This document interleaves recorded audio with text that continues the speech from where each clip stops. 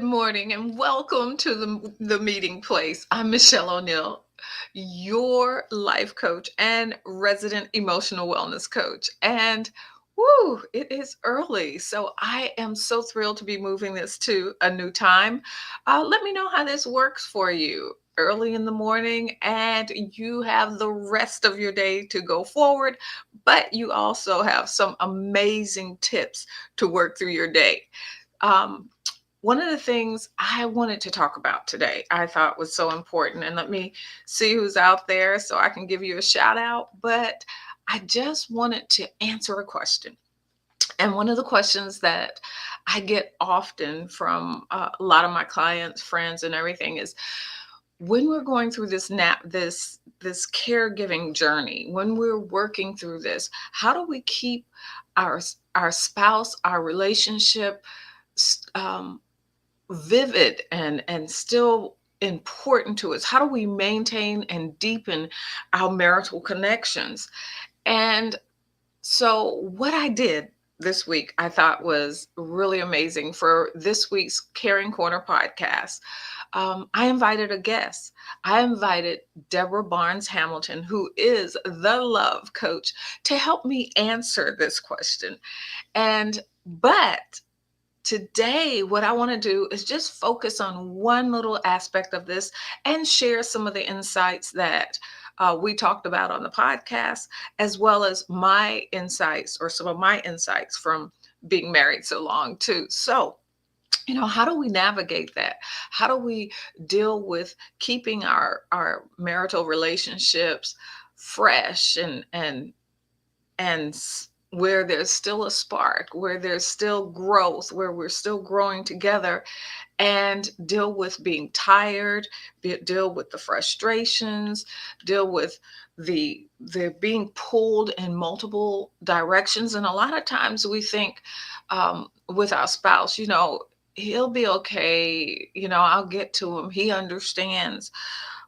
But just like anything, if you think about it, when you have a garden and you have a plant that's thriving, that's wonderful, and you say, oh, it's doing okay, I know that when it starts wilting, it's time to water it. Why do we wait till it wilters? And the same thing with our marriage. Why do we wait till we see problems, till we start giving it the attention it needs? Why don't we give it the attention that it needs as we go along, so it continues to thrive and grow and look beautiful, right? So that's what I want to talk about. So what are some of the things that we can do? And I want to start by unpacking the art of communication, because I think above all, communication is key. It is so important. And no matter the personality, and personalities do play into how we communicate with others, but no matter the personality, there's one thing that I think is so important, and that is listening to what is really being said. And I think it was, I was reading the love language, or I was actually talking to someone and they were telling me that, guys tell you what they want. But a lot of times we're listening for what we want to hear. And so we will twist what they say or discount it or say that's not really what they're saying or that's not really what they want. But if you listen, they will tell you exactly what they want.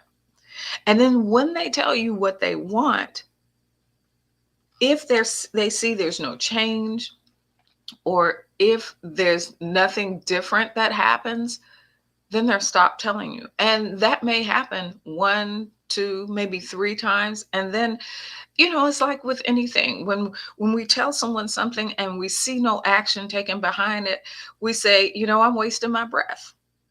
How many times have your mom told you, you know what, girl, I'm wasting my breath? And then what happens? So listen, I want to say, listen to what is really being said, because they're telling you. If you ask them a question, do you like it? It's like with food. Hun, did you like Did you like this pie? Well, it's okay, but it's not my favorite. Look, girlfriend, don't make it again. That means they really didn't like it. So listen to what's being said. I can't say that enough. But not only listening, being present and giving them your undivided attention. When you ask a question, how does it make you feel when you say something and you ask a question and you can tell someone else's attention is somewhere else, but or that you don't have their full attention? You're like, again, I'm wasting my breath. They're not really grasping what I'm saying. They're not grasping the nuances, my emotions behind what I'm saying. And so when we're busy, and I know we don't mean to do it, we really don't. But when you're busy and you're taking care of your home and you have your career and you have work, I mean, and you have, you're caring for your family member. This stuff is just going around in your head. Everything you have to do, things you don't want to forget. And you're trying to love on your spouse. You're trying to give them your attention. But at the same time, you're thinking about the medication. You have to make sure, did mom take that medication? Oh, shoot. I got to get the clothes out of the dryer. I got to fold them before they get wrinkled. Oh man. And my baby girl needed help with her homework and it has to be turned in tomorrow. And I get babe when I go into the room later tonight. We'll talk there and we'll have, look, that's too late. I'm telling you up front, that is too late. If you wait till when you get quietly in your room late at night, honey, you're tired. And the last thing you want to do is have an intellectual and emotional conversation because you're not there. You're way too tired to handle that at that time. And so how do you nurture it? Make sure that you make time to have those conversations, to give that undivided attention. Look, I encourage you to put those times on your calendar. You put other important things on your calendar. And what is more important than this relationship? You are nurturing your support. You are nurturing someone that gets behind you, that lifts you up, that holds you when you're tired and you just can't go any further. And if you're not taking care of this vital relationship, when you need it, when you need that support, when you need the things that you need and you expect it to be there, it's not there. Back to that plant. When we're not watering it, when we're not nurturing it, when we're not, talking to it, after a while, that wilting becomes even worse. And eventually it can die. And that's not what you want for your relationship. You need that support. You really do. And, I'm not going to stay on here talking long because I could go on and on. But one other thing, and this is something that Deborah and I was talking about, our spouse is supposed to be our best friend. The person that you can talk to about what's going on, your thoughts, your desires, your dreams, your doubts, your insecurities. All these things can be talked about or should be talked about to your best friend who is your spouse. And so why aren't you? Why is the first thing you do is when you want to share something is you pick up the phone and you talk to your girlfriend? And I get it. Everything you can't talk about, but your spouse is your best friend.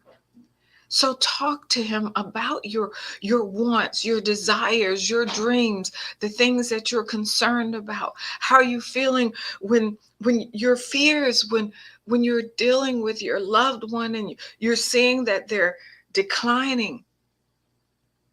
And they're right there with you, and they can see it with you, and they can give you a perspective that you've totally missed. That's who you want to talk to, because they are on the spot, on the ground, right there with you. And so, with all that, I know this is so important to you and to me.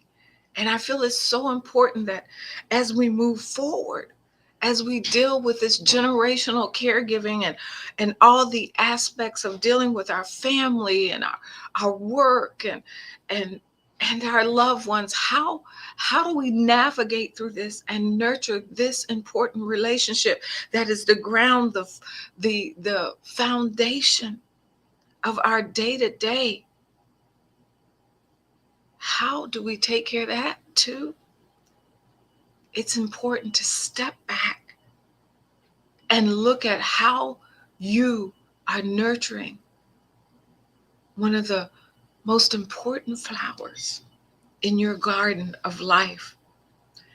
I want to thank you so much for being here with me this morning. Hey, let me know if you like this new time, because it's working for me. I'm really enjoying it. And I think that I will move it here. I really do.